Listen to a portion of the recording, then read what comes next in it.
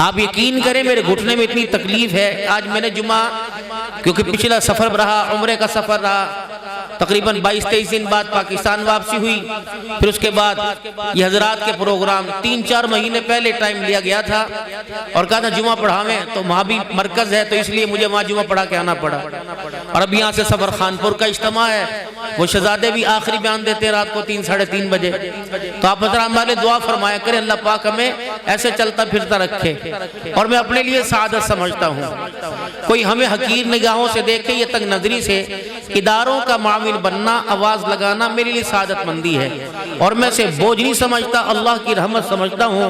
और इसके सदके से मैंने अल्लाह से एक चीज मांगी, आज उलमा इकराम के सामने राज खोलता हूँ। मैंने अल्लाह से ना मकान मांगा, ना दुकान मांगा, ना गाड़ी। मेरे पास इन तीनों चीजों में से कोई है ही नहीं। मुश्तरका भाइयों का मकान है, किराए की गाड़ी, आप हैरान होंगे। और ना बच्चों के लिए कोई जखीरा रखा, बस अल्लाह ने उन्हें दिया, अल्लाह उनको पालेंगे। तो बस मैंने अल्लाह से एक चीज मांगी थी। और आप पता नहीं इस बारे में क्या नजरिया मेरे बारे में रखते होंगे कि मैंने कहा अल्लाह बस मुझे देर न कराया कर, अपना घर दिखा दिया कर, अपने नबी का रोजा दिखा दिया कर। तो अल्हम्दुलिल्लाह इस साल मेरे अल्लाह ताला ने मुझे हज समेत 6 मरतबा अपना घर दिखाया। और मैंने कहा मैंने अकेला नहीं जाना, बच्चों के साथ जाना, और बच्चों के साथ जाता हूँ। और पता है मैं एक काम करता हूँ, जहाँ मुझे अब तो वो भी पहचानने लग गए, जितनी मुझे इस मरतबा नमाजें मिली 10 दिन में, सारी बाबे सिद्दीक में मिली अल्हम्दुलिल्लाह। पता नहीं अल्लाह ने के दिल में क्या डाली। तो मैं कहीं ना कहीं जाऊँ, सारा ही आप सल्लल्लाहु अलैहि वसल्लम का मदीना, आपका रोजा मुबारक है, सारा मुआजा शरीफ है हमारे नजदीक। तो मैं यूं करके दामन फैलाता हूँ इस तरफ और यूं पल्ला पसारता हूँ और कहता हूँ या रसूलुल्लाह कारगुजारी सुन लीजिए। इतनी मस्जिदों में गया, इतनी मस्जिदों की तामीर के लिए चंदा करवाया, इतने मदरसों में तुलबा इकराम आपके जो मेहमान हैं उनके लिए चंदा करवाया, उनके खाने पीने का। इतनी जमातें अल्लाह के रास्ते में निकली, यूं हुआ यूं कमली वाले कारगुजारी। अब मेरी 3 महीने या 2 महीने की दोबारा तश्कील फरमा दें, वो फिर मेरी तश्कील हो जाती है। और मैं कहता हूँ ये रायविंड, हमारा तो रायविंड मरकज करीब है, मैं कहता हूँ या अल्लाह कि जब तक तश्कील होती रहे, हमारे कवाइफ पूरे ना हो, बुलाते रहिए, ले जाते रहिए। जब कवाइफ पूरे हो जाए तो मदीने में छोटा सा कोना अता फरमा दीजिए, बस हमें यहाँ का मुकीम बुला लीजिए, मरना भी इनके साथ हो जाए, जीना भी इनके साथ हो जाए। मेरी घरवाली कि मेरी गुफ्तगू सुन रही थी, कह लगी कितने महीने बाद आवेगा? मैंने कहा 2 या 3 महीने बाद। कह लगी अच्छा, यकीन करे कसम बावजूद बैठो। कह लगी आज कुछ मैं ना मांग के हूँ। मैंने कहा चली जा। वो बाबू नी सांस से गई, कह लगी मैं दूर बहुत है, सांस की मरीज है, कह लगी मेरे से जाया ना जावे। मैंने कहा ये खड़ी होकर मांग ले। आई और कह लगी आपने इतनी देर क्या मांगा व्हील चेयर पे? मैंने कहा मुझे तो लोगों ने छोड़ा, कभी इधर को छुप के जा रहा है। बस वहां तो मुसीबत ये सेल्फी बना ले, एक तस्वीर बना ले, जज़ाकल्लाह, एक तस्वीर बना ले, जज़ाकल्लाह। तो पिछली मरतबा भी हमारा हर में दाखिला बंद कर दिया था कि नमाज वही पढ़ो, 1-2 नमाज के लिए आओ। सख्ती करते हैं, कभी गोरश इकट्ठा ही कर रखा।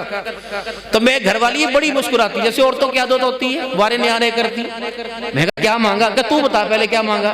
मैं कहा तू बता दे। फिर जीत औरतों की हुई। मैंने कहा मैंने तो मांगा 2-3 महीने बाद, अल्लाह की कसम। उन्हें हुजूर अलैहिस्सलाम के रोज़े पे कहा या मौलवी निकला ना, तंगजरफ निकला।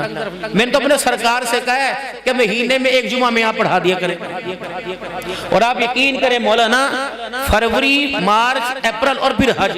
मैंने कहा बस भाई अल्लाह ने तेरी दुआ कबूल फरमा ली। मैंने कहा वसाइल नहीं थे।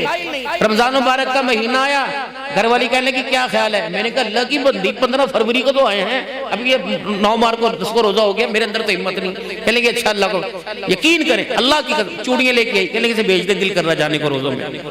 मैंने कहा अल्लाह की बंदी, अल्लाह इंतजाम करेंगे। फिर अल्लाह ने हमारा इंतजाम कर दिया।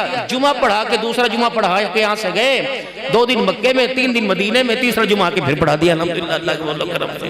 तो आप हज़रात को कारगुजारी सुनाने का मकसद ये है कि पैसा जमा करके क्या करोगे? जिसने आपके साथ कब्र में जाना कोई नहीं, ये तो अल्लाह की कसम सच्ची बात है। या तो खुद निकाल के सीधे सीधे अल्लाह के रास्ते में दे दो, उसके बैंक में जमा करा दो, वगरना भाइयों ये ऐसे बैंकों में जमा हो जाएगा, जमा जोड़ी वारिस करेंगे, हिसाब कब्र में हमें देना पड़ेगा। थोड़ा बहुत दे दो, थोड़ा जितने गुनाह किए उन गुनाहों का अजाला जितनों से हो सके उतना दे दो। कि जितना यकीन हो जावे कि अल्लाह के सामने मैं शर्मिंदगी से बच जाऊंगा उतना दे दो। अगर आपके दस्तरखान पर एक वक्त में 500,000 रुपए का खाना पके तो तुम अल्लाह को 10 रुपए क्यों दो भाई? कभी खुदा से 10 मांगे? बैतुल्लाह की दीवार के साथ चिपड़ के मांग रहे, अल्लाह एक मरतबा छप्पड़ फाड़ के दे दे। अल्लाह बाबा तू भी तो मुझे कुछ दे।